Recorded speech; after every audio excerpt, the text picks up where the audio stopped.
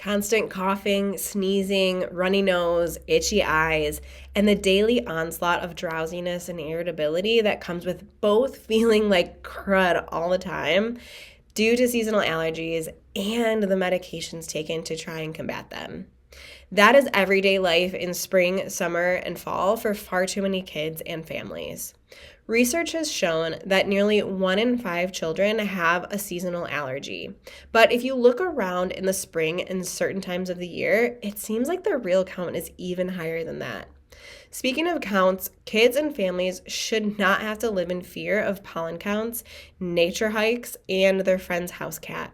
But because so many kids struggle with dysregulated immune systems and seasonal allergies, this is real life for far too many families. If you've been told that allergies are just genetic and there's nothing that you can do about them, that's simply not true. And if you've been told that the key to getting your child's immune system working better and inflammation under control is to switch to special diets and heal the gut, you're barking up the right tree, but you still might be missing an essential foundation of full and complete healing. This video is for parents who are frustrated with traditional approaches to their child's seasonal allergies and are seeking natural drug-free solutions that address the root cause rather than just managing symptoms. We'll explore the surprising connection between your child's nervous system and their allergic responses, revealing why some kids develop allergies while others don't. You'll discover how addressing underlying neurological imbalances and nervous system dysregulation could be the missing piece in helping your child overcome seasonal allergies naturally. Let me tell you about Stella, a young girl who came into the office struggling not just with seasonal allergies, but also with sensory issues, focus problems, and other challenges. Her parents had tried numerous therapies, but something was still missing. After learning about the neurological approach to allergies and starting care, everything changed. As her mother shared, chiropractic has definitely improved her allergies. No more green boogers during allergy season is a huge plus. But what's even more remarkable is how addressing the underlying neurological component improved multiple aspects of Stella's health, from better focus to improved body awareness and even trying new foods. Before we get into the science behind allergies, let's talk about why the traditional approach to care is not always the best option and actually contributes to the onset and increase in allergies in kids. While conventional medicine views seasonal allergies as simply an overreaction to pollen and other allergens, the truth goes much deeper. It's about how your child's nervous system regulates their immune response. A staggering 1 in 5 children have a seasonal allergy, and it's becoming increasingly common, but it isn't normal or inevitable. What's more, the conventional medical and pediatrician approach to infant health is actually contributing to the rapid increase in allergies in kids due to the overuse of antibiotics and vaccines early and often in life. Here's the role that an overuse of antibiotics can play.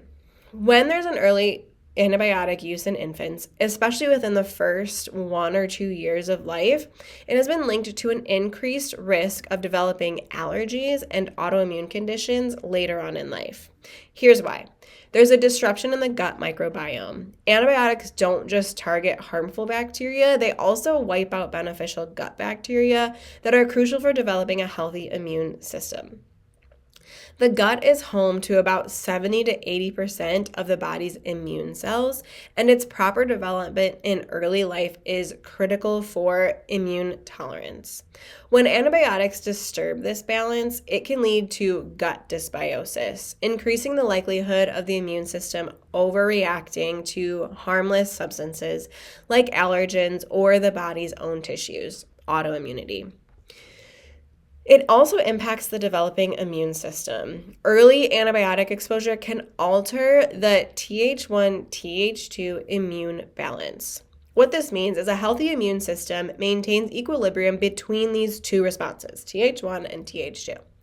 Th1 helps fight infections, while Th2 is more involved in the allergic response.